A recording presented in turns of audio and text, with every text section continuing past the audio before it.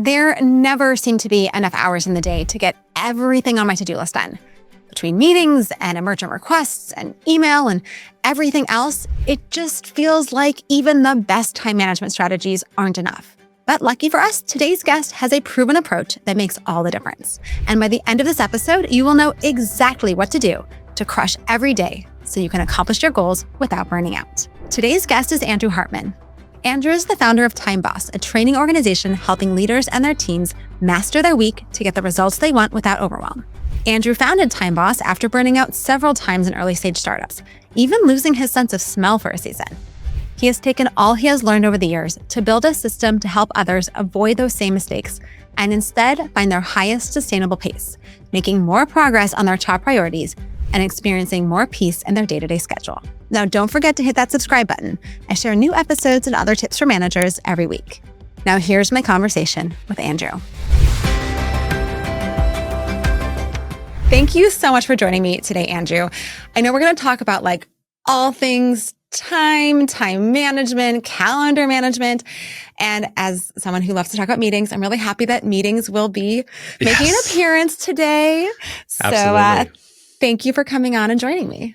Maybe thank you for having me. I'm so glad to be here. It's an honor. Why don't we start with how you think about time and the role of the calendar in your day? Because I feel like as someone who kind of lives and dies by my calendar, I'm both love my calendar so much. And also sometimes I'm very aggravated by trying to make my calendar work with my to-do list and my millions of other things that I have in my head that I haven't written down anywhere and everything else. And I want my calendar to fix it for me, but I don't know that I can. So maybe just start with time and calendaring and how do you just think about all that stuff? Yeah, no, it's a great question. It's a great question. And what you just described is the experience of the modern knowledge worker. I want my calendar to work. I also have my to-do list. There's a bunch of things in my head. It's just our world, right? The first challenge that we're up against with time is that we have left the factory floor behind where we had to knock out 10 widgets today. And then we put the widgets down and we lock the door and we go home and we never think about work again. So the challenge is it's everywhere. And so when you ask about our calendars, I think that our calendars are the expression of two things. One, they're the expression of what we're actually doing, right? All of our tasks want time. The accomplishment of anything on our list is on the other side of time. And the way that we represent time is our calendar. And so I do think it's critical that our calendar becomes our to-do list. It tells us what to do next. Second to that is it helps us understand capacity. And one of the largest challenges of the modern day knowledge worker is they have no clue how much capacity they have. And in fact, they're way overestimating their capacity. We do this for two reasons. One is we have an emotional relationship with our to-do lists. If you showed me your to-do list right now, Mamie, I wouldn't even care. Wouldn't impact me at all. I might think it's a curiosity. Oh, that's interesting that she wants to do that. It wouldn't bother me at all, right? But you look at them and you might be working on the top ones and you look at the ones at the bottom and they are literally the children that you're not feeding, right? You feel oh, I got to get to those items. And so we load up our to-do list because we want the results of those items, right? They help us get the world we want. They help us hit that key metric we need to hit. They help us make sure that our team's doing well. Or they're connected to relationships. Truly, our team members ask us to do something. Our clients ask us to do something. Our boss asks us to do something. And we feel the weight of showing up to the expectations of those individuals, right? It's the Pygmalion effect. It's the expectations that our elementary school teachers all weaponized against us, right? They set high expectations and we follow through on them. And we feel that with the items on our to-do list. Someone asked us to do it, so we feel like we have to do it. And so the challenge is we dramatically overestimate what we can get done in a day. We don't have a true sense of our capacity, and we try to map it to our calendar and they don't fit. And we get to the end of the day and a bunch of stuff's undone. And at that point, we have two options. We either say, wow, look at all these great things that I got done today. Or we say, man, I didn't get through my list again today. And we start telling ourselves unhelpful stories like, man, I'm a failure. Or what if someone finds out? Or I bet I'm letting that person down. And it impacts us. So capacity, our calendar, going back to your question, becomes so critical. If we're not honest with ourselves about how much capacity we have, if we don't do the work to figure out how much capacity we have, then we will overload our calendar and we'll constantly feel like a failure. And so there's such great power in leveraging our calendar, like our to-do list and our capacity planner, where in turn we can simply load up a realistic amount of work to make happen today And obviously there's other implications to that we can talk about, but I do think your calendar is so critical in that process. I can so relate to the getting to the end of the day and being like, I still have like 4 things I was supposed to get done. And I'm like, what do I do now? And I might have to work later tonight. I guess I'll just push them off into tomorrow. And then it's never a good feeling when you land there. And I will say, like, I'm relatively good at taking my to-do lists and putting things on my calendar. So like I put on my calendar, like prepare for this interview. I put on my calendar, work on this document for this client. And I'll put those things that are like bigger chunks of activities because I need to protect that time mostly from meetings and people scheduling meetings. But there's like a whole bunch of other things that feel kind of like silly to put on my calendar, like check email or like read this article that someone sent you that you've, been wanting to read. Do you really believe like everything should go on your calendar? Actually, it's a brilliant question. And no, I don't. I think there's 2 types of things that end up on your calendar. One, it's all the things you described, preparing for this interview. I feel very honored that if you had time on your interview, I so appreciate that. Or the other things you described, those are critical items. They move your world forward, right? They take a decent amount of time where you do need to protect it. It's hard to fit in the cracks. What I actually recommend is that people really divide out proactive and reactive work. 60 to 80% of your day should be proactive, meaning it's aligned to your values and goals. You're prioritizing it, fighting for it. It doesn't necessarily mean you're by yourself at your desk doing work. Meetings could be aligned to your values and goals. This interview could be aligned to your values and goals. My guess is it is. But 60 to 80% of your day, that means 20 to 40% of your day is reactive, meaning you're very proactively not scheduling it for the small items. I call them the predictable unpredictables. Maybe I don't know how you're going to get interrupted tomorrow, but I guarantee you're going to get interrupted tomorrow, right? And we don't plan for that. We don't account for it. And so when we load up our day with more to do than we have time to do it, and we're getting interrupted, or we have all these little things we're not getting to, again, we begin to feel this pull of like, I'm just not keeping up. I wish there was more time. I'm always behind. And the story we tell ourselves about work is work. Like that is our experience of life. And so I think when we separate out the proactive time and the reactive time, it really does 2 things. One, the items that are aligned to our goals and values actually happen because we trust that there's going to be time for the other stuff. We're literally making time for the other stuff. The reason why we break off our priorities when we get interrupted or when someone knocks on our door is because we are afraid that if we don't do it now, we don't know when it's going to happen. And so one of the tools I suggest is creating what I call a daily list. And it's literally just your short-term memory. It can be a pad of paper next to you. And when someone walks in and says, Amy, I need to talk to you today, you say, no problem. Can I get back to you at 3:00? Because you know you have reactive time at 3:00. And you just write down on your daily list, talk to Sarah at 3:00.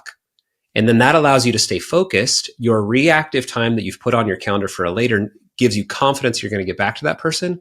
And then both worlds work. You're not exactly adding every single item to your calendar, but you're literally creating a lane for all those little items to make sure that they happen. And the unpredictable items that might come in throughout the day that we all have to experience all day long. This makes so much sense, both on the like carve out time for the things that emerge that you just can't control, because everybody wants to be available to their team members, right? We want to have that space to be able to step in and help them or answer questions or hop onto an urgent call and not get distracted from everything else. So it makes sense to like have that. And then I also love this, like have a chunk of time for like all the small things, all the clutter that like just, it just makes, I don't know, for me, like I love it when I get to cross something off my to-do list, even something like order groceries. Like I put it on my to-do list so I don't forget. And I love getting to cross it off. But that only take 10 minutes. So it's nice to like have time blocked for all of those little tasks that you can just tick off and get done and feel good about. I totally agree. So it makes a lot of sense. Totally agree. Let's talk about the role of meetings for a second. And given for a lot of managers, how much of their day is spent in meetings and their calendar is really dictated by meetings. Do you have any thoughts or tips for how we can kind of manage our calendar against meeting overload or work with our time in a way that doesn't allow those meetings to just suck up everything? What people get wrong about time is they think as meetings and their to-do list and their email and a better relationship with their kids and their quarterly goals, they think of them as all different things. And the reality is they're all the same thing. They all take time. And they all compete for our very precious time, right? So if I decide, for me, I say that I have 50 hours of what I call income generating activities, meaning it's when I'm going to work. And I typically do that between 8 p.m. and 6 p.m. So during that time, anything that I might say yes to competes. and they're all the same thing. They are all discrete, standalone tasks that take from my time. And I have to think of it like a cash balance that's literally being depleted. So a meeting is simply a task that we do together, right? And it's no different than your interview prep. Fundamentally is no different than this interview. It's the same thing. They both cost your very finite, maybe time. And because it's finite, it is incredibly valuable. It is precious and valuable, and you want to be judicious with it. As a manager, if you're being bombarded with emails, you literally have to decide as that meeting request comes in, is this the thing that I should be doing with my precious and finite time? And maybe it is. Maybe it's the most important thing, but it competes with everything else. So if you're responsible for, let's say, a quarterly goal that you have to move forward, and you have to get 8 hours this week on that quarterly goal, or you're not going to make it, as meeting requests come in, you have to evaluate, is this more important than my quarterly goal or not? Everything competes. I think people need a much higher filter of saying yes to attending meetings. And I think as a manager to your team, you should be having people have a very high standard. Help educate them to understand a meeting is just a task we do together. It's the same as any other task on your to-do list. You must evaluate, is this worth your time or not? Or is there another way we can get it done? I do think that's critical in step one. And then obviously in the context of a meeting, I think anything that ends up on your calendar needs to be manageable, and it needs to have a clear definition of done. Meaning at the end of that time, like your groceries to-do list, right? Groceries gives you dopamine because you know you ordered your groceries and you checked it off. Writing a job description for that job I want to hire is a 1 hour standalone discrete task that at the end of the hour, I wrote the job description, I check it off, I get that dopamine hit. Our meetings are the same. So I walk into that meeting. The intent of this meeting is by the end of this time, we'll have identified 3 solutions to this problem and a recommended next step or whatever, where you're just driving towards done. It's just a task you're doing with other humans. And again, as a filter, if you have any meeting that does, this is probably in your book, maybe I would imagine. If you have a meeting that doesn't have an agenda or doesn't have a clear goals of where you're headed, you should cancel that meeting right now. You should get out of that meeting, get out of the meeting as fast as you can. Don't even let it start. As a manager, if your team member calls a meeting and invites you to it and there's no agenda and no goal, cancel the meeting. It is a waste of everybody's time. And obviously, managing up, we don't always have that freedom. But I might say, so again, going back to meeting overload, let's say my 8 a.m. to 6 p.m. is full of meetings and I get asked to another meeting. The question I'm going to ask is it more important than these meetings I'm already in, right? And I might go to my manager and say, hey, I would be happy to be in all these meetings with you. Here are the priorities that we've agreed on that I'm going to have to make happen. Here's 1, 2, 3, 4. I can say yes to this meeting, but can you let me know which one of these other items should move off my list for me to say yes to that meeting? What you're doing when you're doing that is you're getting everyone paying with the same currency. There's only so much maybe time. We've already established it is finite and necessarily valuable. So you're just encouraging your manager or your team or whoever to pay with maybe cash. There's only so much money to go around and I have to say yes or no, right? And the analogy I always use is you go to Costco. Let's say you have $100 and you go to Costco and you walk around the aisles filling up your basket without regard for cost, and you get to checkout and they tell you it's going to be $500 and you're angry that it's $500 and you only have 100. Well, the reality is there's only so much money and there's only so much time. And so we just have to be judicious with what we say yes to and what we say no to. Right now, you and I maybe are on this call together.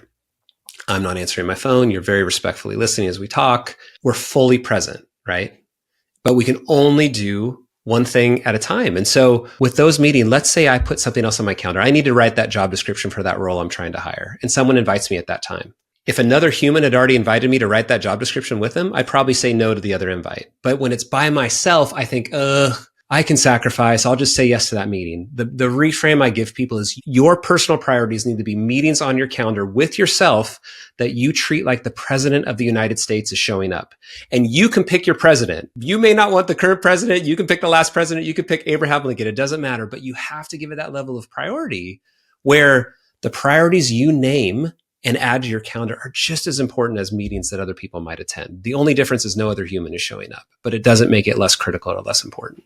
I've never heard this, but I love that meetings are a task that we do with other people, and having a specific goal. I call it one goal meetings. Like, you have to know the goal of your meeting. If you don't have a goal for your meeting, you shouldn't be having your meeting. Like, that is my entire jam. So I'm so glad that you said that. And it makes it even more obvious when you think of a meeting as a task you're doing with other people.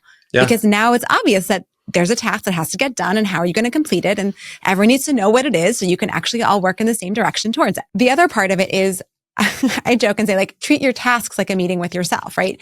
You would be respectful to anyone else and show up on time, and you would do that work with them. And if you aren't showing up when you put a task on your calendar to do, then you're only disrespecting yourself. I love that same kind of energy and mentality of it doesn't really matter if it's with other people or by yourself. Either way, there's work to get done and it has to align to your priorities, as you're saying. And so you're just making trade-offs. I love this. And I'm going to get much better at not just moving my tasks around to make space for every single meeting that I get asked for, because it's true. Like, we do feel this sense of obligation to other people. And sometimes that's the right choice, but we should at least be making it thoughtfully and not just assuming, oh, they asked, I can squeeze them in. I'll just do this task later and move some things around and it'll work. The reframe I might give you there, maybe, that I think is so powerful is we don't consider our future self as a real human that's going to be here really soon, right? And so me right now has full agency over my future self. I could go eat a double wrap Chipotle burrito and want to take a nap in an hour, and future me has no choice but to deal with whatever the decisions are. So truly, that individual is a different human, just like all the humans that are inviting us to our meetings. And so we have to consider that individual. If I shift off this hour and I don't do this priority, I'm literally punting to my future self to figure it out. Why don't I sacrifice for that individual the same way I might sacrifice for my time to other people inviting to my meeting, and ramp my commitment to, no, I need to make this happen. Does that make sense? Andrew at 6 a.m. when the alarm goes off needs to wake. He is responsible to hold the ball, wake up, go to CrossFit and get a workout, because Andrew at 3 p.m. desperately needs him to do it. Andrew at 3 p.m. does not have a time machine to go back to 6 a.m. and do the workout, right? And so for me, I think there's this, when we start zooming out and realizing that we are this like collective legion of future selves that we're responsible for, I think it increases our commitment to our task because we realize we're setting future us up to be successful. And I think that's a really, really critical mental model, instead of constantly punting to that sucker and hope he figures it out, which is what we often do, right? We don't like prioritizing because prioritizing feels hard and feels emotional. And so we throw it to our future self and say, please figure this out, right? And then real time, we're looking at our to-do list at 5 p.m. on a Monday. We feel like we're being punched in the face and we're like, well, this is not working. Like, this needs to be different. I joke, and I've said this on the show before, that like sometimes I go, oh, thank you, past self. Like, yes, you did a good job with that. Like, oh, totally. you already, like, and that's such a good thing. It's to recognize how much, as you said, agency we have now, and that we can actually be setting ourselves up for better days, more effectiveness, less stress in the future if we make those hard choices in the moment. So I want to shift gears and go back to this capacity piece that you mentioned around kind of looking at your calendar and knowing how much time you have and what you can actually get done. Yeah. And I'm wondering what you think about time studies and things like that, where we're trying to get a better sense of where our time is going and where we can actually optimize so that we can make good choices about kind of our own capacity for the work we have to do. Yeah. I absolutely affirm it. So time study, you mean taking a look at your own time and evaluating, like tracking it for 2 weeks or something like that. Yeah, like tracking your time. Like I've done this with some clients, and inevitably, this is what I hear from them. You know, I'm doing it, but like this week isn't typical. Like this week I had to take my kid to the doctor. And so like that's like, I don't take them to the doctor every week. And so like, right. And like, well, and then this week, like my boss was in town from a different, you know, they were on a different location. And so like we had these extra meetings, and that's not typical. And so it doesn't really matter where, like what I track, because it's not real. It's not a good example. And my response to them is always, every week is a unique week. So it doesn't really matter what's unique this week, because every week's unique. But I'm curious, like, do you find it to be helpful to understand where your current time is going for people who are feeling like, I just don't have enough time in my day? Like, is the problem, I guess, we're not spending our time correctly? Is the problem that we're overestimating what we can get done? Is the problem that we're doing something else? I don't know. So I'm just kind of curious what your take is on those kind of time studies and what to do with that information. I'll answer the second question first. You said, what's the problem? And I think the problem is our brains do not deal well with infinity, and our to-do lists are infinity. If we don't do the work to apportion a reasonable amount of work to our future self, we will feel overwhelmed all the time. Doesn't matter. Doesn't matter if you work 20 hours, 60 hours, 80 hours, it doesn't matter. And so you think about it as managers, we're all managers on this call. If I said to my employees, just grind your to-do list and to zero, guaranteed all your employees are going to be overwhelmed, you wouldn't do that. You'd say, hey, let's look at your priorities. What are they? What are all the things you're thinking about? Let's get them out in front of you. Help me understand what you think your priorities are. Let's put them in priority order. Okay, let's evaluate how much time, how much resources we have, how much time you have. Do some work to break those down to figure out how much time it's actually going to take. Let's put some realistic buffer in there. And your employee is going to feel all this tension about all the things that don't fit. You're going to give them permission not to pay attention to those items and say, I just want you to do these items.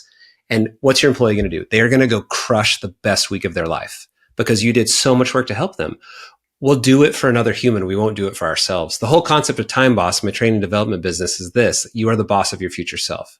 How do you apportion the right amount of work to your future self where they're in the best headspace possible to make incredible work happen, regardless if they work 10 hours, 20 hours, 80 hours, it doesn't matter. Time, the amount of time we work actually isn't correlated to overwhelm at all. It's the story we tell ourselves about that work, and it's how it works for the stakeholders in our life. Those are the things that matter. So coming back to time studies, the things that I think are most critical, I think you can do it any week of your life, doesn't matter. The things that I think are the most critical for people to understand is how much of their life are they willing to give to work? And that language is very important. None of us are indentured servants. Some will do 40, some will do 50, I do 50, some will do 80, doesn't matter. How in control are you of that time? You said for you, Mamie, I can prepare for an interview. I can put that on my calendar and you're in control to go from start to finish with that being complete. So the time studies I think are most valuable are how often are you diverted off the thing you said you were going to do? Because I think that is directly correlated to people's overwhelm, the franticness they feel and the time they're losing from task switching. The science is so clear. 20 to 40% of the average human's week is spent on what's called comeback time, meaning it's the amount of time it takes them to come back to a task after they leave it. Like you might as well light dollar bills on fire. If you allow, as a manager, if you allow a multitasking culture within your team, you are missing out on so much productivity. It's not funny. How in control are you of your time? How much time are you in meetings versus solo?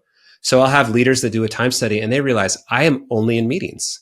So if someone assigns you a project that's going to require desk time, you can't do it. Like you literally don't have time. So this is where I call it time math. There's so much time and there's the things you have to do. If you're out of time, you either have to get out of meetings or you need to delegate those tasks to someone else or you need to work more. There's only so many options. So I think understanding the amount of meetings that are not. The third thing I recommend is understanding your experience of the Eisenhower matrix, urgent, important, not urgent and important in particular. Most people are operating under urgent and important all the time. They are very rationally putting out the hottest fire all the time. This will 100% guide you to put out the hottest fire. It will 100% lead you to the end of your day feeling absolutely worn out, not exactly sure what you worked on all day, and you'll spend the evening coping instead of recovering, right? Instagram, TikTok, alcohol, ice cream, YouTube, you name it, and come back tomorrow and run the same script over again. You're not actually solving the problem. So I think helping people understand they're always operating in that phase and then helping them see how can we move you into a not urgent, important lane where you have some emotional space to operate where you don't feel like the axe is about to drop on your neck at every single second.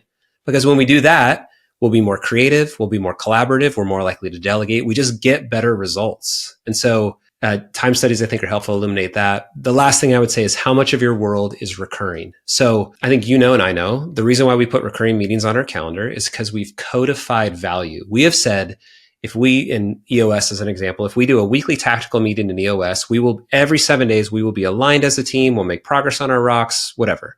And so we give time to that. So some people become so committed to recurring tasks that their world is full of recurring tasks and there's no discretionary strategic time to do anything else. And so again, it's no different than being in meetings all the time. People wonder why they can't get anything done because they don't have any time to actually apply to their goals and their values and their priorities. So I do think time studies, regardless of the week, are incredibly valuable to help us understand those things. And those, to me, then have root causes that we can solve. Because like you say, every week's going to be different. Our relationship with time has got to be based off a reflexive set of habits that can contend with whatever's coming at us, whether our boss is coming to town or it's all meetings or I'm traveling or whatever. Our modern world is always shifting. You can't have a one-size-fits-all way to approach your time. You've got to be ready to navigate what's coming at you. So that's how I think about time studies. Such a helpful understanding, and probably something everyone should do at least once a year, maybe, just to understand themselves and be able to make informed choices. I'm wondering if you have maybe a top tip or a story you can share that's how someone applied a specific technique and it really just transformed how they manage their time. Yeah, absolutely. The tip would be split out your proactive and reactive time. In my framework, we call the reactive time whirlwind, and it literally feels like a whirlwind, right? So Jesse was a guy in my program, came in, felt tremendous anxiety about his work, always felt under the gun, solopreneur, trying to make things happen, always pulled in a million directions, always working on the urgent important thing, incredibly talented guy. And he would talk about getting to the end of his days and knowing that he very rationally did the most important thing every single second of that day and having a really hard time describing what he actually got done. Right. And a lot of us live there, right? Our clients are asking for us, our team's asking for us. We're responding to email, we're responding to Teams, we're responding to Slack, we're jumping in that meeting, we're jumping out of that meeting, we're making a quick phone call, and all very rational. We're pointing ourselves towards the hottest fire. Again, what we lose in that model is two things. One is we tend to be prolific multitaskers in that type of environment, constantly jumping. And one of two things is happening. We're either only doing shallow work all the time. We're not really deep thinking, or we're losing a tremendous amount of time to come back time every time we try to come back to that big task we're working on.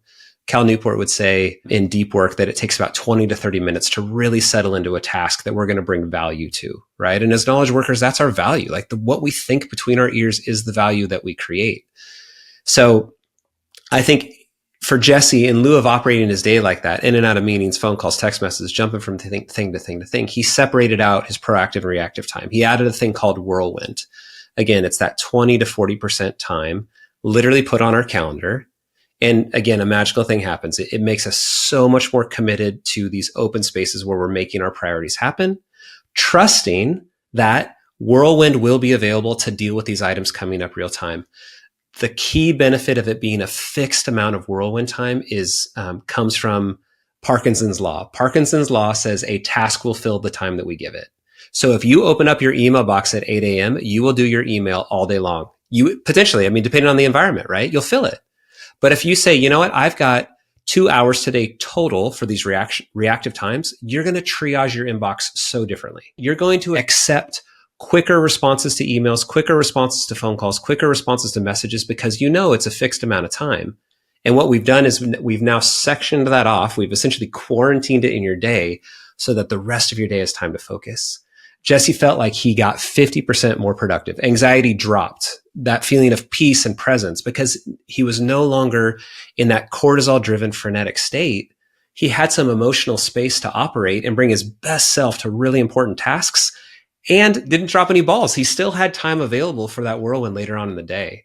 And so I think that is literally step one. Like that is the first thing I would recommend any leader do. I mentioned that other tip earlier of have a daily list. Have that list next to you. It can be a Post-it note, just a piece of paper where if you're working on your priorities, the second something comes into your brain that's not that priority, add it to the daily list, work it during whirlwind. And by the end of that day, try to check all those items off and literally tear up that list and then do it again tomorrow. It's very ephemeral. You're not adding, a whole new project management tool to your world. You're just doing the work to protect your ability to focus and diverting those items into whirlwind. Yes. Oh my gosh. I love this so much. I can't wait to try this. Right, you're going to love it, Mamie. Honestly, you're going to love it. You're going to love it. All right. But we have to wrap up here. So Andrew, can you tell us about a great manager you worked for and what made this person such a fabulous boss? I had a boss named Philip Paul. He's the CEO of Cotribute. He's still the CEO of Cotribute. And he taught me the phrase that drives my life, reality is our friend. He was so committed to honest living that we just have to be honest about the resources we have. And it really drove a lot of my time boss thinking. The idea of the first thing we start off is how much capacity we have. And that's just a really honest conversation. I wish it was more. The toddler inside of me wishes I had 26 hours a day. I can't have it. Reality is my friend. If I can speak honestly about how much time I have, I will start making better decisions with my time. It's the Costco analogy. If I only have $100, as I'm going through the aisles, I'm going to be judicious about what goes in the basket because I know I am a finite and necessarily valuable set of time that I am a steward for. So Philip Paul, phenomenal man, his fingerprints all over my life. He knows it. I text him on a regular basis to tell him that he should be garnishing my wages at this point. He's created so much value in my life. Oh, what a gift. Amazing. Yeah. And where can people learn more about you and keep up with your work? Yes. So timeboss.us is our website, and we've got all kinds of great resources. All the things we talked about today are available up on that website. We do a number of things from group coaching to workshops time assessments. We actually have a time study like the one you described. So if people track their time for 2 weeks, I will spend 30 minutes with them to look at it.